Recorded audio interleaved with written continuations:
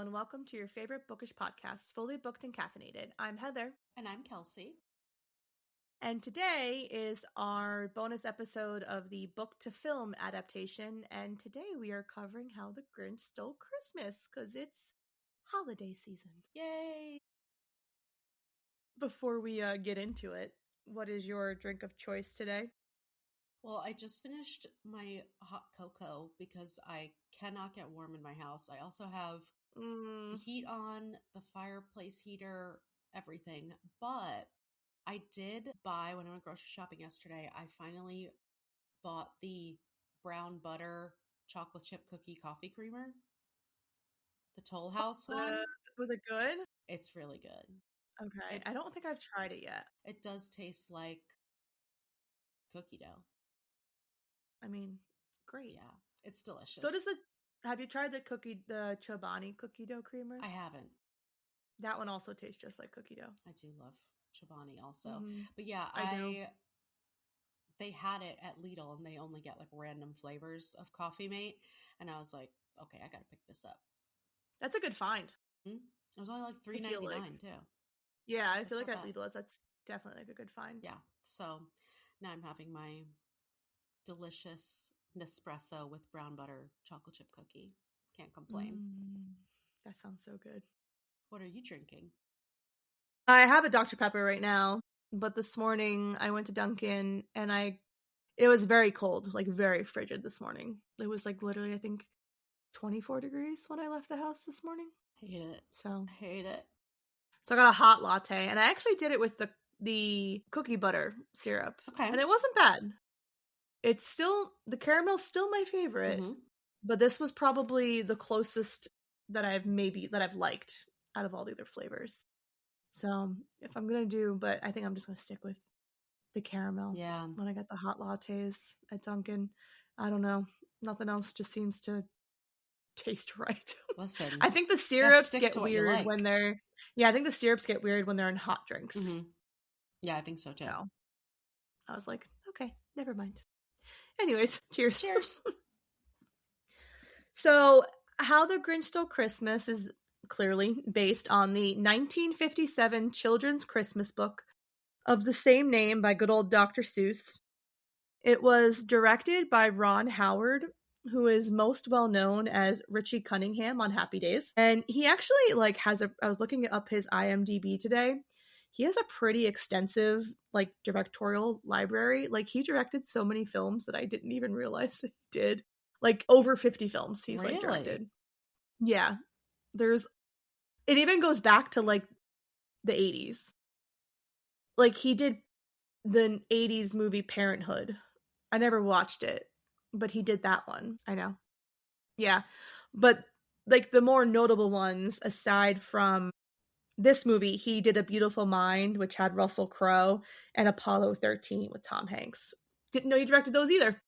Quite the difference in genres, Mr. Ron. Yeah. I was like, oh. I was like, okay. And then this one came out in 2000. Yeah, I didn't realize that it was the 25-year anniversary. And then I was looking up where to watch it. And a bunch of things were 25th anniversary. I was like, oh my gosh. I vividly remember seeing this movie in theaters too. Really? My mom went. Yeah, my mom and I went. So my sister was still too young to go because she was born in 99. So clearly she was not going to see this movie. But yeah, I remember being in the movie theater with my mom, watching this movie. That's so crazy. I don't think I saw it in the theater. I actually don't think I saw it until I was older. Yeah, no, this is truly my favorite Christmas movie of all time. So it's I watch it multiple times every year. I can quote it before they say things on the movie. So, and then clearly, obviously Jim Carrey as the Grinch, classic. I was actually reading today that a couple other names were Jack Nicholson, Adam Sandler, Robin Williams. It was these random people that were in line to potentially be. And I'm but I don't think I could see any other actor doing this. No, it would. Jim Carrey. I feel like some of those would have done a good job, but it would have been a completely different movie. Yeah. He's such a good character actor. And he's so good at like just comedy and improv in general. And like body so, acting. Yeah, like I loved Liar Liar. That was like one of my favorite movies in the 90s. I watched it so many times. Oh, I could probably And quote that movie. I and love like, that you movie. know, and he has such body comedy in that as well, you know, with like the claw and then and obviously everything Ace and the Ventura. pen. Yeah.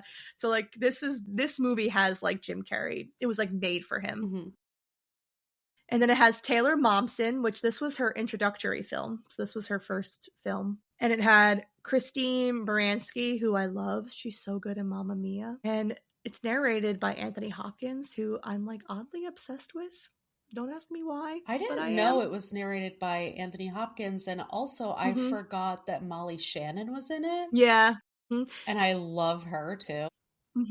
And Bill Irwin, who plays Lou, is Mr. Noodle in Sesame Street. Mr. Noodle. Yeah. So a lot of like Easter eggs in this movie that like you don't really realize who they are until you're older and you're like, oh my gosh.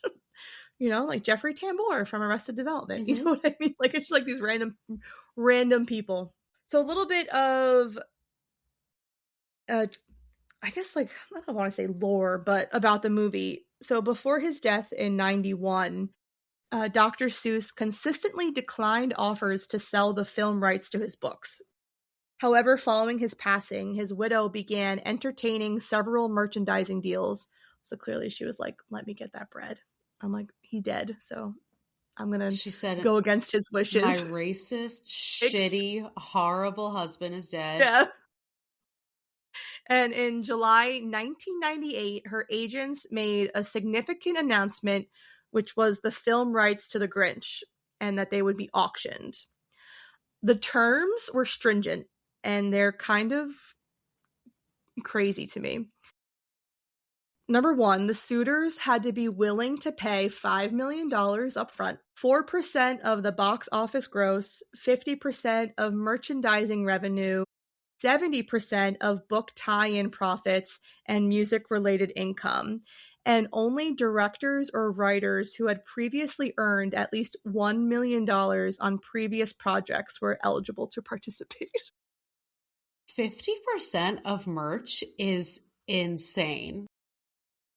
But also, like, so you can only be a well-known director or writer to even get a bid on this movie. But it's like, of course, because if you can make those rules, make them. I know. That's I was crazy. like, all right.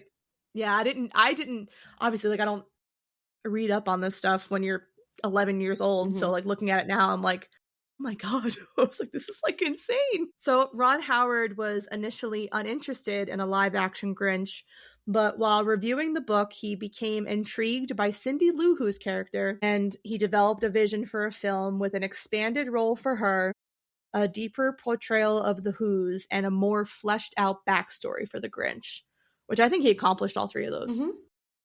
I really feel like Cindy's role in this movie was like the best part of the movie. So there was always that lore about the costume and Jim Carrey like going crazy. The Grinch costume itself was made of yak hair that was dyed green and then sewn into a spandex suit. And the makeup application process for Jim Carrey took up to 2.5 hours each day. And he often compared wearing the costume as being buried alive. Oh my God. His makeup artist found him initially difficult to work with on set, saying that Carrey often was irritable and would just disappear during shoots, and so the makeup artist ended up leaving the production. However, Carrey agreed to control his temper, and his makeup artist returned to set, and to help Carrey cope with the grueling makeup process, they hired a consultant to train him in methods for enduring torture. Hollywood is so fucking crazy. Like, why are we torturing someone to put them in a furry spandex suit? And honestly, he spent 92 days in Grinch makeup and then eventually became more comfortable with the process. 92 days. Mm-hmm. Good God. Because, like, 2 hours is not long for the makeup, but combined with the suit that felt like he was being buried alive. Mm-hmm. And then doing that for 92 days. Mm-hmm. Mm-hmm.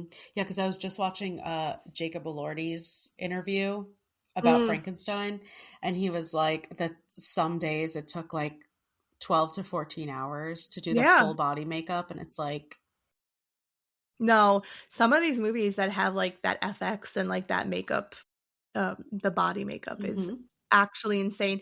I used to watch that show that was on Sci-Fi. Gosh, what was it called? It was like the FX makeup show. It was like the competition. Face Off, I think it was called. And it was like all just watching these people create these, it was like a reality show, and just watching these competition show, just watching these artists create these things in hours of time is unreal. It's so cool. I'm it's like, so I cool. could never. Oh, no, me either. So the film opens with a narration of Anthony Hopkins and his sweet, sweet voice that just lulls you into a nice little piece. And the extremely Christmassy town of Whoville. I thought that the set design for this film specifically was phenomenal, and I want to live in this fictional town at Christmas time. It's like threw up Christmas, the entire town. We're introduced to the Grinch, a bitter, grouchy green creature who lives in a cave on Mount Crumpet and who despises Christmas. When a few brave teenagers go up to Mount Crumpet to play a prank on the Grinch, he then goes into Whoville to play some pranks of his own on the Who's in retribution. He's like, you're not getting away with this. At the post office, we're introduced to Cindy Lou who questions why no one will talk about the Grinch. And her dad explains that he just doesn't like Christmas. Look at his mailbox. It's got spider webs. Nobody cares about him. Poor old Grinch. Oh. And then after a chance encounter with the Grinch at the Whoville post office, which this is one of my all-time favorite scenes in the movie, when she falls into the package sorter. And then like he ends up saving her, and she's like, thanks for saving me. And he's like, I just merely noticed you were improperly packaged, my dear. And I just love it. But we get the iconic performance after this of Cindy Lou Who singing Where Are You Christmas? One of my favorite Christmas songs. Faith Hill's rendition is beautiful. And now look at Taylor Momsen just leading up being on a band. Like a punk rock band, no less. And in this moment, it's like crazy because it feels so mature for this young girl who like realizes that there's more to the meaning of Christmas than just gifts. And she admits at some point in the film that she herself is having Yuletide doubts. And I'm like, who are you? Can you just imagine being her age and just being like, you know what? Christmas is definitely, there's more to Christmas than just presents. Find me a child that would say that in today's day and age. She's definitely one of those kids who grows up in a small town, and then as soon as they can escape, they leave and become like a high-powered attorney or something. No, literally.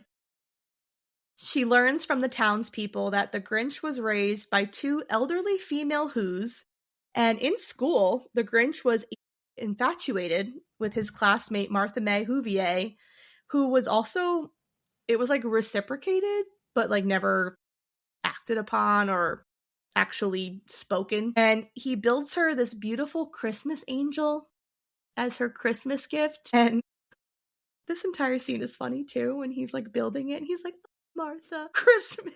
He goes from being like this grouchy kid to like, oh, I love Christmas so much because I love love.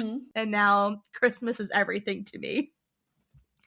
And he's mocked a lot in school because he has obviously a hairy face. He looks much different than the other children of Whoville. And he decides to shave, and it goes terribly wrong because he's a child shaving his face with probably the wrong razor, considering he is a different creature. So he probably needs specific clippers. Specific clippers. Yeah, you know, you're not gonna like shave a dog with a regular razor. You have to get them like the grooming, their own specific. When the bully is like, you're 8 years old and you have a beard. Like, what a savage thing to say, but it's true. He does have a beard. I know, it's like, just be nice, please. But no, Augustus Mayhew is the biggest dick in this entire movie. He is the real villain, to be honest. It is not the Grinch. It is Augustus Mayhew. And he ends up, like you said, he mocks him for his hairy face, and which is why the Grinch tries to shave. And when everyone is in class and he reveals his, white bandaged up, pocketed face, everyone in the class laughs at him, except for Martha. Sweet, sweet Martha. And the Grinch runs away to live on Mount Crumpet as a child. I don't know how he survived, but he did it. As an 8-year-old child who can't shave his face. No, and he's just like sadly crying on Mount Crumpet in the snow, and I'm like, oh, this is actually really depressing. Mm-hmm. Oh, this poor little Grinch. And then like that scene, the actress that plays young Martha May Whovier, when she turns, she just has that single tear going down her cheek. I was like, I don't think she did. I don't know what she did after this movie, but I hope she did things and made lots of money, because cinema. It's hard. It's hard to get like that one tear, and her eyes were just like perfectly. It was like a perfect tear moment. Mm-hmm. You don't get those all the time. Especially from a child actor. Yeah, especially from a child actor. Determined to try to make things right, Cindy nominates the Grinch as the town's holiday cheermeister. And the townsfolk agree, but Augustus, who is now the mayor, strongly objects. Because if things don't go his way, he's not happy. Mm-hmm. He needs to be in charge of everything. And Cindy personally travels to Mount Crumpet to invite the Grinch, who is reluctantly persuaded to come after he learns that Martha will be there. It's just like, oh, okay, Martha May's gonna be there. The entire scene of him trying to scare her off into like, and he just like he puts the white shirt on and he like tries to like rip it off. And he's like, before I kill again. And I'm like, this is a child's movie. No, that's such a good point. But he's just like, it was such like a good cinematic comedic moment, because Taylor Momsen as like Cindy Lou Who is perfectly not reacting at all to this, and she's like, go ahead, keep going, nothing you do is gonna stop me. I am on a mission. I am on a save Christmas mission. Nothing can stop me. And like that right. She is annoying as fuck, just like in general, but in this specific instance it's a good thing. She doesn't take no for an answer. No, like if we could look at Cindy Lou Who 25 years from now, like you said, she would be like a high-powered attorney, because she gets shit done. So regarding the ceremony, the Grinch hesitates, but ultimately decides to go. When he reads his schedule, this is my favorite part. I wrote out the entire thing because I love it. That good. He goes 4:00, wallow in self-pity. 4:30, stare into the abyss. 5:00, solve world hunger, tell no one. 5:30, jazzercise. 6:30, dinner with me. I cannot cancel that again. 7:00, wrestle with my self-loathing. I'm booked. I love it so much. And he's like, I could delay that and still have time to gaze into the abyss, or whatever he says. It's like, I can't go. My favorite is like, dinner with me. I can't cancel that again. Oh my gosh. I need to know if that was scripted or if that was just him, because he improvised some things in the movie.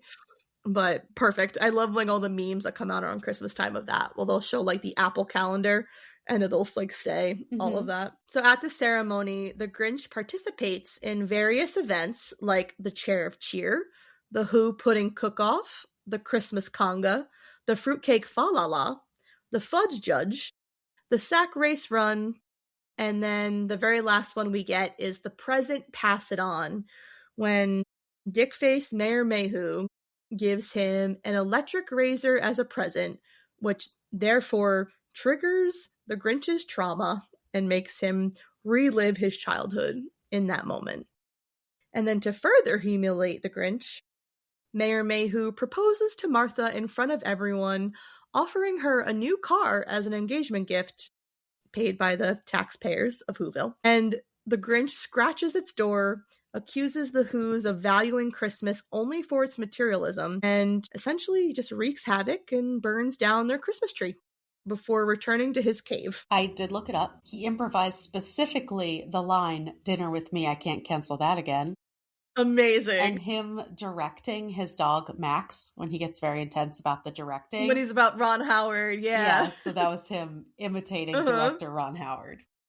That one I knew. Mm-hmm. But yeah. Oh, I love that that's the dinner with me, because that's the best part. Mm-hmm. So after this, emotional roller coaster that the Grinch goes on, because he's like, all right, I'm going to go back into town. They want to give me an award. I'm going to be accepted. Great. And he has so much fun. I know, only to be like essentially shunned again and made fun of, which defeats the whole purpose of what Cindy Lou Who was trying to do. She's trying to create this, acceptable space for him. But Augustus is like, no, not on my town or on my watch. And the Grinch obviously has a stunted emotional growth since he ran away to live on a mountain in a cave at 8 years old. But it's so obvious how quickly he reverts back to those same feelings of him being a little kid when he sees the electric shaver, when I would have just turned around and shaved the mayor's dumbass hair. You know what I mean? But that's just me personally. The Grinch didn't have time to think like that. No, he did it eventually, but he had to experience his trauma firsthand. Exactly. First. So, gotta love that. And then Augustus just continues to be this real asshole, and he blames Cindy Lou Who, a child, for everything that happened, not himself, who purposely instigated the Grinch. Okay. You caused the scene. You were the catalyst that caused this entire chaos. But sure, let's blame it on Cindy Lou Who. Yeah, I fear that Cindy Lou Who's therapy bills were very high for the rest of her life. Learning that the Whos are still planning to celebrate, the Grinch hatches a plan to steal all the Whos' Christmas presents, decorations, and food while they sleep and ruin their holiday. Disguising himself as Santa Claus and his dog Max the reindeer, the Grinch descends into Whoville on a high-tech sleigh, which how did he build this thing in 2 hours? I have a lot of questions. He has a lot of free time, so he's perfected a lot of hobbies, I suppose. Yeah, this is probably true. And he starts by going into Cindy Lou Who's house first. And Cindy mistakes him for Santa Claus, because who else would be in her house breaking in the middle of the night? And the Grinch manages to convince her that he's just taking the tree to the North Pole for repairs, and then sends her back to bed with a glass of water. But before she leaves, she asks Santa to not forget the Grinch on Christmas. And the Grinch is like, cute girl, bad judge of character. And I'm like, yeah, that's about right. And it's so funny because he's like, you want him to have, it's framed as this dramatic moment. And he's just like, yep, so anyway, keep it moving. You think that, her being, he's sweet and everything, and you think that maybe this could be a nice moment for him to turn around and be like, oh, you know what? Someone cares about me. Yeah, and he's like, nah, fuck this. I'm still gonna destroy Christmas. After she goes to bed, he strips the entire town of its Christmas decorations, stuffing everything into a giant sack and driving it to the top of Mount Crumpet. And this is where gravity's just not real. Because how, again, this big sleigh with this big old sack full of so much stuff. And you have poor Max pulling it up because it ran out of gas. And you have this little dog. Heather, that's what you're worried about with this movie being unrealistic? That's the first time that you saw it and said, wow, how do they expect me to believe this? I mean, of course I believe it. It's Christmas magic. Duh. You become Santa. Magical things happen. Yeah, they even had to slip in that fat phobia of the Grinch trying to fit down the fireplace. Well, there's also that, and when he's measuring his heart and he's down a size and a half, and he pans to the camera and he's like, and this time I'll keep it off. And he, but he makes like a depressing face because you never keep it off. Exactly. On Christmas morning, the Whos wake up to discover the theft, and again, Augustus accuses Cindy of causing the Grinch to ruin Christmas and hopes that she's very proud of what she's done. The audacity of this man, just full on attacking this young girl. And where are Cindy's parents to be I mean, they do eventually, but yeah, all of these other times. I know. Mm-hmm, I know. Because then he's because now in this moment, Lou steps forward to defend her. And, he reminds the town that Christmas is about more than gifts and decorations. It's about family and the people that you love. And so, of course, inspired by his Christmas words, the Whos come together and sing Christmas carols. And Cindy is more determined than ever and sets out to find the Grinch. Which I just love that, they just all circle around the tree and just start singing carols together, swaying back and forth. My nightmare being that involved with my neighbors. Me, I'm yeah, let's go caroling every day. You're I'm don't you dare come to my house. I am going to live on Mount Crumpet. Me and Max. We'd have a great time. Exactly. I'm Cindy Lou Who. As the Grinch prepares to push the sleigh of decorations off the top of Mount Crumpet, he hears the Whos singing below and realizes that his master plan has failed.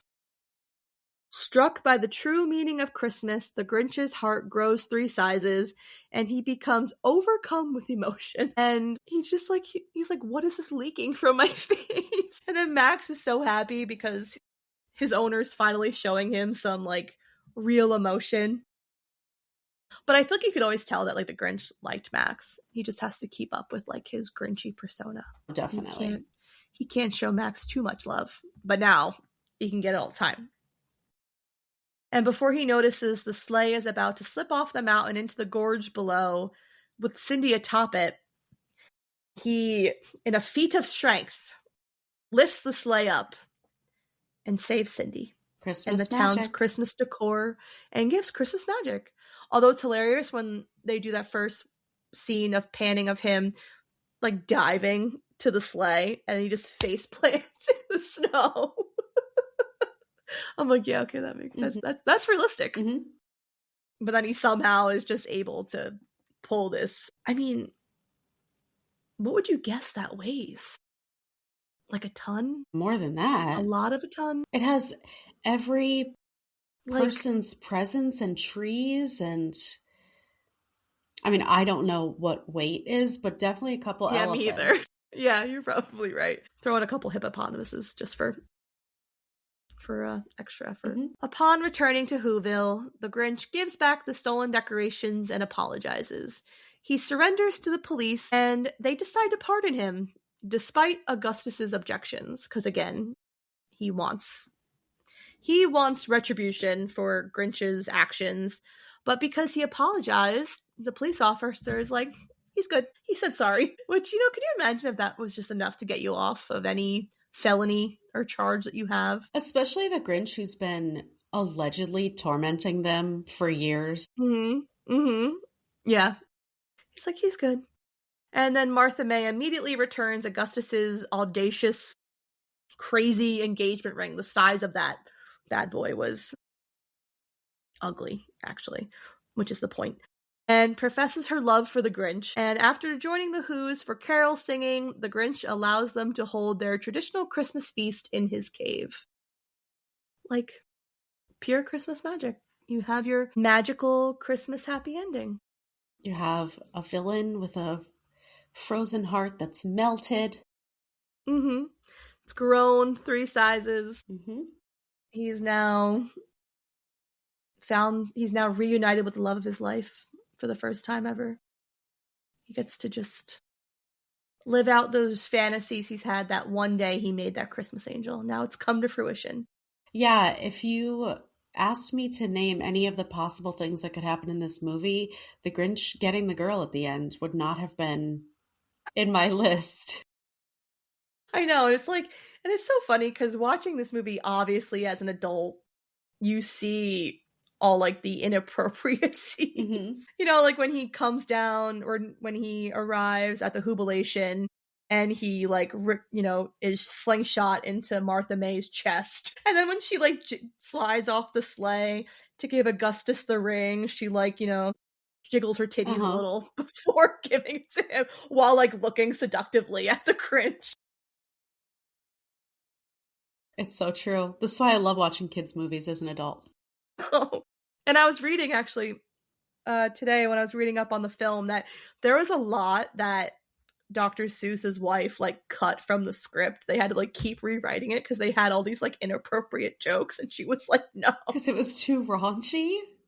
I think so. Okay, that's like if you rewatch the Brady Bunch movie as an adult. Oh my God. Holy shit. Oh my I'm God. like, this is borderline pornographic. No. I know, there's like so much stuff, but it's just like too good. Like, I can look past it because I loved it so much.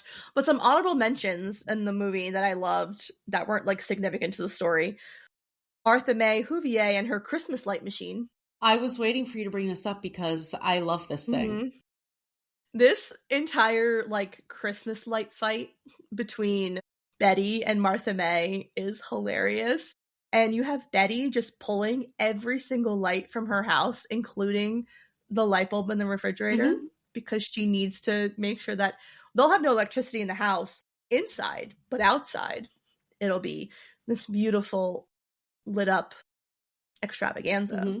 And this is such a universal theme in Christmas movies of there's always a battle for the Christmas decorations. I know. And Martha May she like walks out of her house in this very, of course, skimpy Christmas outfit. But she looks amazing. That's like an outfit that I love. Like she's got the hat, the boots, the little cute outfit, Santa dress. And she's like holding up like this chandelier. She's like, look at this antique chandelier. And then she like rips off the cover of this machine gun Christmas light machine. And she's like, this, however, is brand new. And she just starts shooting up the lights. And she's just so like condescending and just like, oh, this is just my new machine. And I know. Meanwhile, while she's up on the roof decorating, looking down at this big machine, and she's like, nice to see you. What's that you have there? She's close to like falling off, and like Lou's like, honey, excuse me, I only have so much strength to hold you from not falling off the roof. Yeah, that was definitely a classic moment. Another one is when Grinch is talking to himself in Mount Crumpet, and he's just like, he has such a great inner monologue that he speaks out loud. And when he jumps in the chair and he's just like talking to his echoing self, and he's like, you're an idiot. And it goes back and it says, or he says, I'm an idiot. And then it goes, you're an idiot. Or whatever. He's like, well, if I whisper really quietly, you won't be able to hear me. And it goes, you're an idiot. Poor Grinch. He just keeps taking hits. I know, but then he has like the best line where he's like, am I just eating because I'm bored? And I'm like, relatable. No, like, literally. The Grinch is so relatable in this movie as an adult. You don't notice it as a child, but when you reach your adulthood, some of these things that he says and does, I'm like, wow, that's so true. 100%. Like his outgoing message when you call, and he's like, leave a message and I'll hunt you down and gut you like a fish. Like, yeah, like leave me the fuck alone. I don't want to talk to you. I relate so heavily to the Grinch. Stay away from my house. Don't come here with your carols. I'll come out if I want a little Christmas spirit. Exactly. And then like you brought up the scene of the Grinch acting as Ron Howard, which was improvised by Jim Carrey. He's like, all right, action. And then Max hits it and he's like, brilliant. He's like, you disown your nose. I can't remember what he says, but it's just so funny. I love Max. Max is definitely a top tier character. Justice for Max. He deserved more love and more screen time. I know. But it's like, it is crazy how different this is from like the story. They definitely made it into this whole like new cult classic. Because like I remember watching like the original animated version, you know, like when I was in high school. We would always watch it before like Christmas break. I feel like I watched it every year in one of my classes. And it was just classic animated cinema. Mm-hmm. You know what I mean? Have you seen the new animated Grinch that came out a couple years ago? A couple years ago, no. Who did it? Did DreamWorks do it? I don't remember if it was DreamWorks. But Benedict Cumberbatch plays the Grinch in that one. And like Kenan Thompson is in it. In 2018, yes. Yes. Yeah, and that one is also on Peacock. But that one is also like very different. Mm-hmm. So it's like interesting to me knowing now that Dr. Seuss didn't want to like sell the rights to his books for like films, but like I guess he allowed the animated version because that came out. How long ago? Actually, yeah, how long ago did that come out? After, let's see, animated Grinch original. So that came out in 66. Okay. So he wrote How the Grinch Stole Christmas in 57. And then the animated version came out in 66. I mean, it makes sense because obviously he had so many animated movies. So I guess maybe he just didn't want to sell like the rights for, but I don't know. Like, well, I think it was selling the rights where he wouldn't have any control over it. Okay, that makes more sense to me then. Because then I feel like once he died, obviously the Grinch came out. Then they did the Lorax, which was very good. That one was very good. Mike Myers' Cat in the Hat. Oh, yeah. That movie. I forgot about that. Talk about going back and rewatching as an adult and finding how inappropriate that movie was. I think I have to go back and watch that. It's been a long time, but I mean, when it came out, my sister was like obsessed with it. And so I was like a teenager at that point. So I was able to catch on a little bit more to some of it. But I feel like anything Mike Myers is in is going to be mildly inappropriate. 100%. But yeah, there was a couple moments in that film that you're like, this is a kid's movie. I don't think that should be in there. Okay. So this is basically saying what we said. Like he wanted to have like very strict control and he didn't think that his books should be made into feature-length movies because they would lose too much of like the original story. Which I guess makes sense. Yeah, but apparently after Cat in the Hat, the movie, the 2003 one came out, it led her to ban future live-action adaptations because it was so controversial, which is weird because I can't believe they didn't have any other ones after 2003, but... Yeah, I didn't realize that. No, but like, I gotta rewatch that. Yeah, the Grinch like definitely pushed a couple boundaries, but not enough to make it, I think, noticeably inappropriate. The Cat in the Hat has plenty of moments where I remember being like, okay, that shouldn't be in the movie. There's definitely like, I'm definitely watching this. There's definitely at least one or two like sexual innuendos for sure. And it's like, this is a child's movie. Why are we... I understand that adults have to watch it with their children, so you want to appeal to them to an extent, but not to the point that you're like destroying the point of the book / movie. Yeah, you gotta have the adults be entertained while they're taking their children, but I mean, I have no issues with them desecrating Dr. Seuss's memory, but I guess there is a line that you shouldn't cross. Is there anything you want to discuss about him specifically? No, I feel like his trashness is pretty well known. Yeah. Especially the racism. I know. It's like so unfortunate that all these wonderful, brilliant, creative minds are the fucking worst. And it's like, I get that, not that this is an excuse, but I get that during these times, it was more normal to be racist and it was more common and it was, you know, I'm saying that like it's not common right now. But what I'm saying is it was more normalized for people to be very public about it. And as we see now, that's coming full circle and people are now again being very public about being racist and horrible.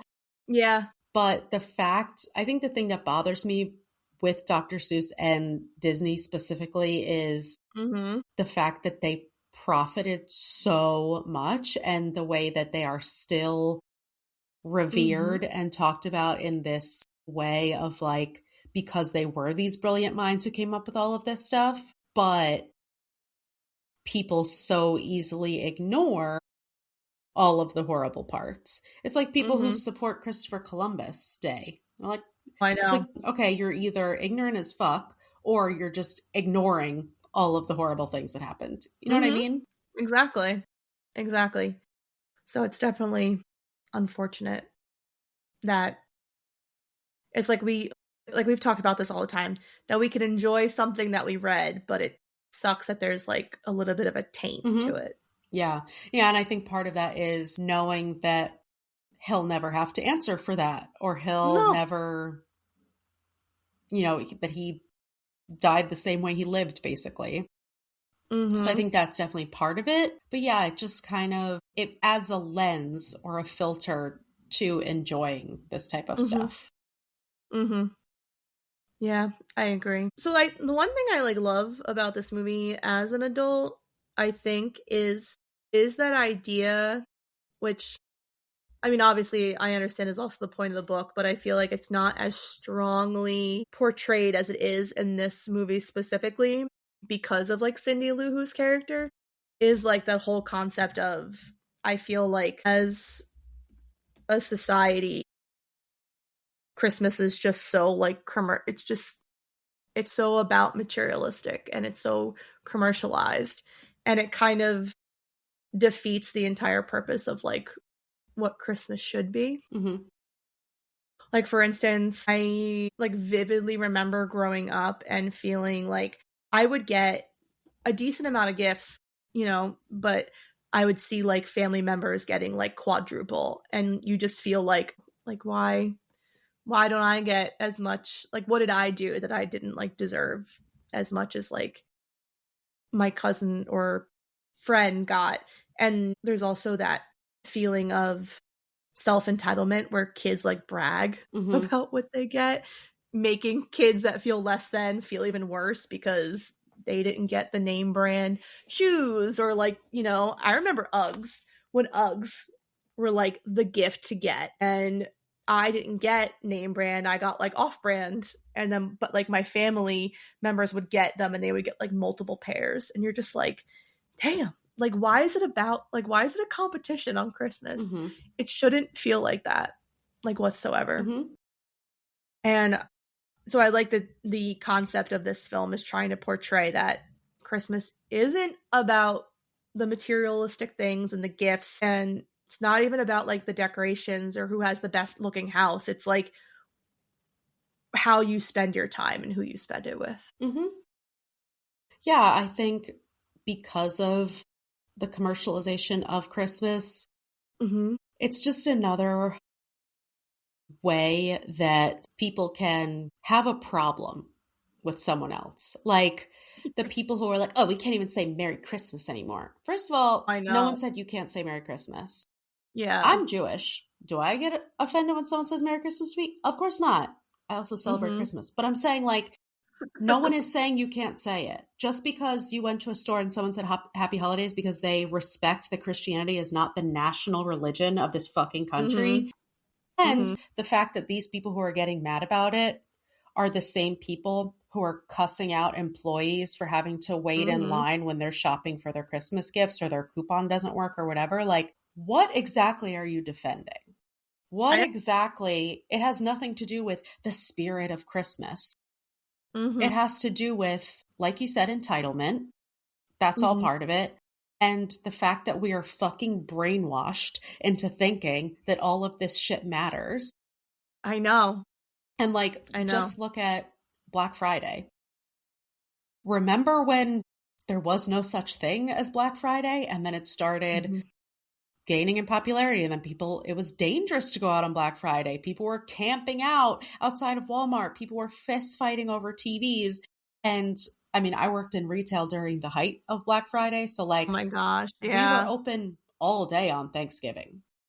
Like I literally ate Thanksgiving dinner at 11 a.m. so that I could go to work. And like now they've gotten away from that, and like the big box stores aren't open on Christmas. I mean, on Thanksgiving, and a lot of stores like just do like week-long deals instead of Black Friday, whatever. But it's just the fact of like, first of all, capitalism fucking ruins everything. And the forced narrative of Christianity also ruins everything.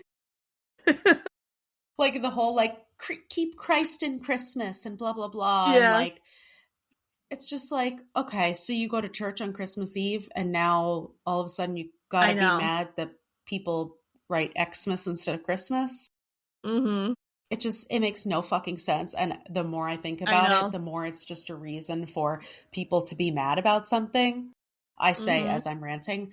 But the point is, you see so many of these movies that are all about this message of like the real spirit of Christmas, which is like spending time with family and being able to have time off of work to spend more time at home or whatever. And we've just perverted it into something so different. I know. And it just like sucks. And, you know, that's why like for me, I mean, we all know that Christmas is literally my favorite time of year. And especially like the past like 2 years, I wasn't really in like the best Christmas mood because of like my postpartum and everything. And so this year was like probably the first time in a long time where I'm like super excited about everything. Millie's at an age now, like she was able to help us decorate the tree. She understands the concept of Santa Claus and everything. I'm excited to see her open gifts. And I will admit that Christmas has a completely different meaning once you have a child. It really opens up your eyes to like the magic of Christmas. And for us as like a family, Eric and I have always discussed like we're not going to make it all about gifts for her. We're not going to overwhelm her with gifts because then that's going to lead to her thinking as she gets older that she can get whatever she wants and in troves. You know what I mean? Like she's going to get a plentiful amount of it's a lot. It's like a lot. And so we're trying to very much be mindful about only getting her a couple things that she really needs, not just like supplying her with millions and millions of toys that are just going to take up room in our small condo. And, you know, and I just want to host a holiday party every year with like my friends. And that's enough for me as like a Christmas gift. Yeah. And I think it is really important to acknowledge that people celebrate Christmas in so many different ways. And you know, the holidays are a really hard time for a lot of people who have issues with family or who don't have money to provide for their families or who are grieving or, you know, or aren't able to see their families and feel like they should. And so I feel like the fact that, you know, because like I have issues with spending time with my family. And, you know, like over the years, Christmas has always been tumultuous. Like someone is always fighting and screaming at each other. And it's never been like this happy time. But watching Christmas movies and drinking hot cocoa, like that's how I celebrate Christmas, you know? Right. And it's like the stress of having to find a freaking gift for everyone and like spending money that I don't have and all this stuff. Like that is horrible for me. But watching a movie or eating Christmas cookies or going to a Christmas party with my friends, like those are ways that I'm able to enjoy it. And like when I was younger, we celebrated Christmas and Hanukkah, but Hanukkah is so much more about tradition and about like, I think it was also because I was younger, but going through the reasons for lighting the candles, going through like the daily lessons and like reading the prayers and all this stuff. And it was just so much more about like the actual traditions behind the holiday and not just, holy shit, I get a present every day for 8 days. I know. Right. You know, which wasn't bad, but all I'm saying, they were little gifts though. They're little gifts for Hanukkah. Yeah. But you know what I mean? Like, it's just, it's really important that I know, we find like, ways to, and like that's to make it meaningful for you. Yeah, like that's completely valid. You can hate Christmas for any reason, but it's just you can like be Krampus. It's fine. Exactly. And it's like, I fucking relate to the Grinch. You know what I'm saying? Like, I know. People coming up to my house? Absolutely the fuck not. Listen, I did that in high school. Oh, me too. I was in Girl Scouts. Yeah, when we did the select choir, we went to my teacher's house and we like went to all her neighbors and just started singing Christmas carols. Yeah, we did it in Girl Scouts, and then we went to the Christmas house, which was this crazy ass house that was like so full inside of Christmas stuff that you had to like walk like this because it was just like you would have died in that house. It was just so much Christmas. But anyway, yeah, so I think it's just like it's important to acknowledge that like even though these are just like movies or whatever that are on, like this is a lot of the thing that people enjoy about Christmas, or like that that they can kind of like focus on Christmas. So these messages, as you know, crazy as they are in these movies, are really important. Yeah, that's like why I love Hallmark Christmas movies. Like seriously, like they're number one, they're fun to watch because they're so predictable and just super cheesy. But I feel like each one has a specific purpose, and it's to kind of show you different ways that people can approach Christmas and like what it means to them and how to celebrate. And, you know, I feel like growing up as a kid, especially growing up in a place where it was like Christmas was like the only thing that was celebrated. I like didn't know about all the other holidays until I was older, like Kwanzaa and Hanukkah, and just how not everyone celebrates every single holiday. And so it's like Christmas is just kind of like this big nationalized thing that people who aren't even, like you said, like don't even celebrate it, they just love it because it just kind of has like this whole bigger meaning than just the holiday. Like Christmas time itself is so much more than just the holiday. And I think that that's good and bad, right? Like it's bad because Christmas is built on the back of Christianity, and you know, it's unfair to shove that religion onto people because like you can't go anywhere without being suffocated by Christmas anywhere you go. Someone says happy holidays, but behind them there's a 20-foot fucking Christmas tree, you know? So it's like, that's why it's so ridiculous that people complain about that. But anyway, but then the point is that because it has become so commercialized and so over the top and so far from the roots of Christianity, it is okay for people of all religions and backgrounds to celebrate it and to find ways in which they celebrate it, which isn't having a manger on their front lawn or going to mass on Christmas Eve, you know? Yeah. So I think it's definitely like a double-edged sword type thing. It is. It is. And that's why like it's been fun for me as I'm older figuring out what Christmas actually does mean to me. You know, because I think as a kid, we're just kind of, our parents' traditions are kind of just shoved down our throats, and our family's traditions and everything. We don't really get a say in what the holiday looks like to us. So it's nice to experience it as an adult. And now moving into like doing it as a parent now, and how I'm going to like change it for my experience for Millie growing up and hopefully show her that's more than big box stores and getting 500 gifts under the Christmas tree. And, you know, be happy that Millie doesn't have a sibling, because my sister's the one who told me Santa wasn't real. Yeah. She was like, you know Santa's not real, right? And I was like, oh, yeah, of course I know. And then I went to my room and cried. But like that's where like to like kind of circle back to when you have families that don't have the need, you know, the means or the money to buy gifts. It's why like I love toy drives. And I like, you know, I like communities that come together and get gifts or, you know, contribute gifts for other kids. I've cried on so many like Christmas TikToks of like the angels when they go to the tree at Walmart. And then you have just like these random people just buying because they have extra money.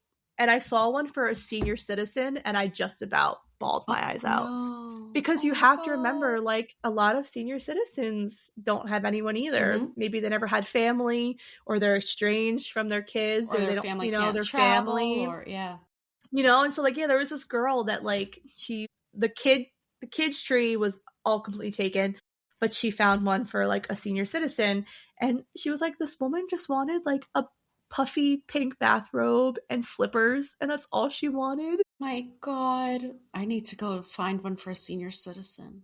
I actually like really want to like find one. Yeah. I don't know that I can do it this year, but like that's like my goal for next year is I want to start doing it for other people. Mm-hmm. Well, I also saw, which I hadn't thought about before, but I've been seeing online a lot of people saying like that so many parents after Christmas go through and like clean out all of their kids' old toys to have space for the new toys.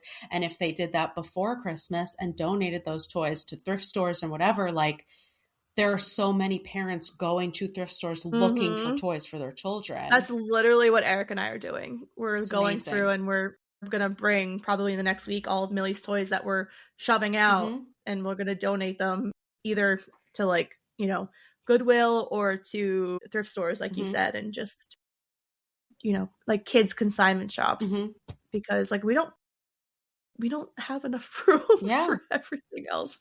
And there's stuff that Millie doesn't even play with anymore. You know, she's outgrowing some of her toys anyways. Yeah. And it's they're in perfectly good condition. Yeah. You know and what the I mean? difference between bringing them in 2 weeks early is that then some kid it's gets a big to deal. open that on Christmas. And I feel like it's a really big deal. Obviously people don't do it on purpose, you know, bring the stuff after Christmas, but people don't think of that. You don't think about it. That's the thing. And I think it's because you're in that mindset of you're used to what your life looks like. You're not really taking the time to think of what someone else's life looks like. Yeah. Yeah. But yeah. Well, that's depressing. So, okay. Christmas. The Grinch. Jim Carrey. Circling back. So for our rating system, I did it out of 10 small growing hearts. Small growing hearts. That's cute. Because his small heart grew 3 sizes. So, what did you rate it? I mean, it's pretty high. This is a classic movie. I mean, you already know mine is. Yeah. I'm going to say 9 small growing hearts. Is that what it was? Small growing hearts. Yep. Yeah. 9 out of 10 small growing hearts because Jim Carrey's performance is so good. Top tier. So good. And the only reason I'm not giving it a 10 is because like it was a little too much singing for me personally. There was too much Christmas joy. Too much joy. Cindy Lou Who, when she's like whisper singing, you know, the first song, and I'm like, you're like, not enough pessimism. I'm like, put the Grinch back on the screen. I do think personally that the Grinch was done dirty and he deserves an apology. One of my other favorite parts that we didn't talk about is when he comes down and he's like in front of the whole crowd, the whole Whoville, and he's like, boo. And they're all like, ah! And he's like, hot crowd. And then he's like, she mentioned an award. Yeah. And a check. I could have sworn there was a check. Anyway, so it's like there is no check. So yeah, I just think that this is like such a good interpretation of what feels like such a classic book and what feels so nostalgic. And then this is nostalgic on top of it.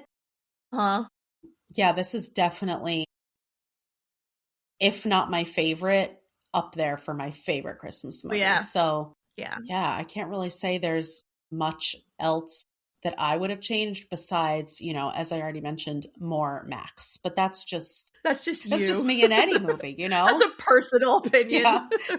That's a personal gripe you have with every single thing. So that's why my personal rating is going to be 9. You know what I mean? Not enough dog.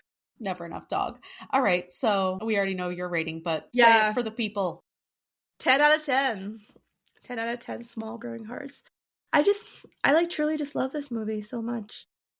You know, it's like you said, Jim Carrey's performance was out of this world. It sucks to know that he was like a menace on set, and that kind of like takes away the magic a little bit. But I also can understand, because I think obviously us as consumers don't understand what you have to go through as an artist to really like get into this role. And the fact that he was in a makeup chair for 92 days for 2.5 hours every day, I would go crazy too. And like, so to make a Dr. Seuss movie, like it just seems so ludicrous because obviously they didn't know that this movie was going to become a cult classic like it has. No. And I also didn't realize like it took that long to film. Yeah. Like over 3 months. That's like crazy, actually. But it's just, yeah, like it's just so good. It had, I remember thinking all the time, like my sister reminded me of Cindy Lou Who, but she's like this little blonde kid. And now I'm like, oh, Amelia's kind of like Cindy Lou Who. And I want her to be it for Halloween one year. Yeah, she would look really cute as Cindy Lou Who. Mm-hmm. That white blonde hair. Mm-hmm. Oh yeah, it's just like it's a classic. Mm-hmm. And it's inappropriate in the best ways. Yeah, I'm glad you picked it for sure. Mm-hmm. What are some of your other favorite Christmas movies? The Holiday. Really? Mm-hmm. Okay. Love Actually. Wow. Okay. Mm-hmm. The Santa Claus. Okay. There's another one. Hold on, I'm blanking. I actually didn't really like Home Alone until I was older. And I like the second one better than the first one. I like the first one better, but I agree I didn't like it till I was older, but now it is one of my favorites. Like, mm-hmm. I love Home Alone. Yeah. Also, oh my God, there's definitely one I'm missing. I don't know when we watched it, but remember when we watched The Muppet Christmas Carol at your house? That's Eric's favorite Christmas movie. It was my first time seeing it. It was so good. And it's so creepy. It's so creepy, but it's so funny. Yeah, that's literally Eric's favorite holiday movie is The Muppet Christmas Carol.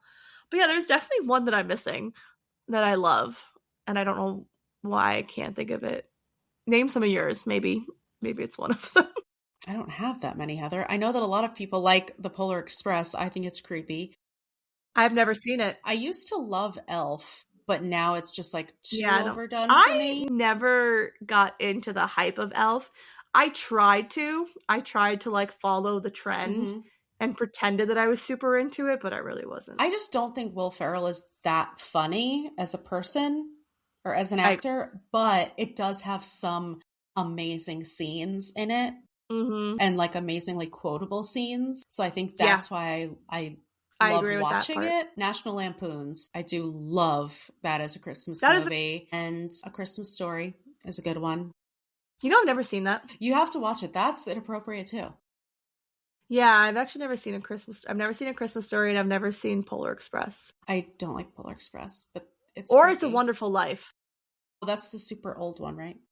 I know, and I feel like if I'm like this massive of a Hallmark fan where they continually bring up that movie, I should probably watch it. You probably should watch it, yeah. I would probably really like it. But I remember the other movie I like, The Family Stone.